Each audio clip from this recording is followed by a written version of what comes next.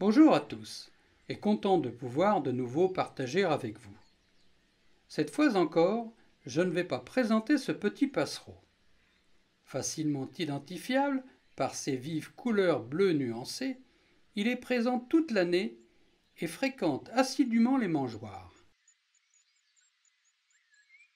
Contrairement aux écrits, cette espèce n'élève qu'une nichée annuelle, d'avril à mai.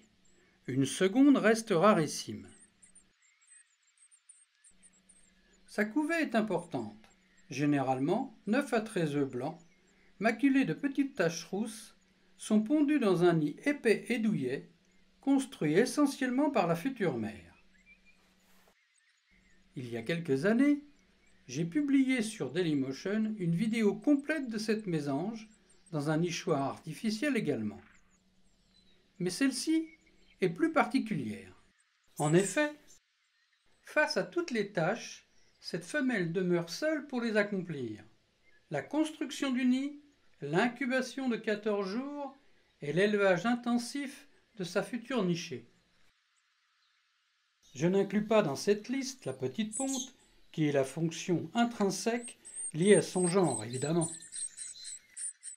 Son conjoint est certainement tombé sous les griffes d'un prédateur ou les serres de l'épervier qui sévit dans les parages régulièrement. Les nombreux tas de plumes dans mon jardin en témoignent. C'est la troisième fois que je filme une nichée orpheline par le mâle. Par chance, la météo clémente de mai a permis à la femelle de s'absenter pendant la couvaison et la première semaine d'élevage pour s'alimenter et permettre le nourrissage des 6 nouveau-nés. Durant cette période, dans la normalité, elle ne quitte quasiment pas le foyer. C'est au mâle que revient cette besogne. Une baisse des températures aurait condamné la fratrie, j'en suis certain. Mais dans son comportement, l'inquiétude demeure. À chaque rotation alimentaire, je remarque qu'elle fait goûter l'unique ration à plusieurs petits avant de la donner. Un stratagème peut-être pour garder l'appétence de sa progéniture. Elle pique aussi ses oisillons pour s'assurer de leur bon état de santé. Ses attitudes maternelles sont très touchantes.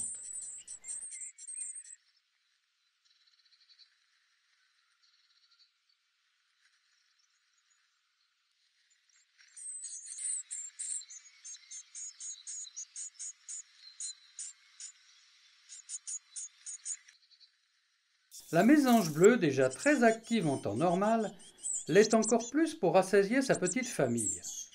Les allées et venues vont bon train. Du lever au coucher du soleil. Un nourrissage toutes les 30 secondes en moyenne, sans compter le nettoyage de la profonde coupe, régulièrement débarrassée de ses parasites et autres déchets.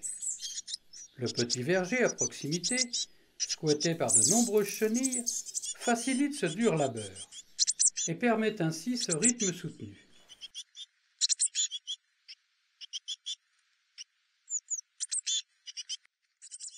À voir ces images, la loge semble désormais bien exiguë. Impatiente de quitter les lieux, c'est déjà l'effervescence dans le nichoir, car dans 4 jours, c'est l'envol décisif. Mais avant leur émancipation, cette mère dévouée va continuer de nourrir assidûment ses 6 juvéniles, pendant 2 semaines environ.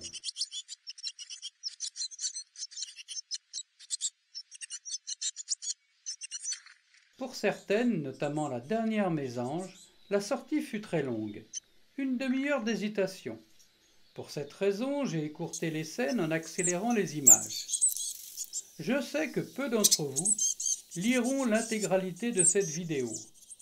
J'espère néanmoins que quelques images auront retenu votre attention.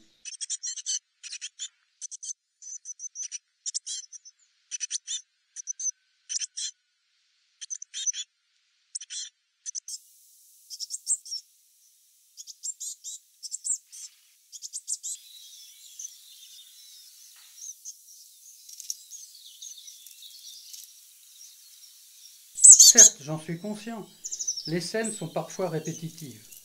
3 minutes étaient bien suffisantes. Mais lorsque l'on totalise plus d'1 heure de rush exploitable, Je n'imagine pas un instant les jeter. C'est viscéral. J'ai tout de même réduit et encore réduit, pour n'en garder que 8. Je ne pense pas guérir un jour, mais en ai-je vraiment le souhait? Je vous dis à bientôt et n'hésitez pas surtout pour laisser un avis, une question. Je répondrai avec plaisir comme d'habitude.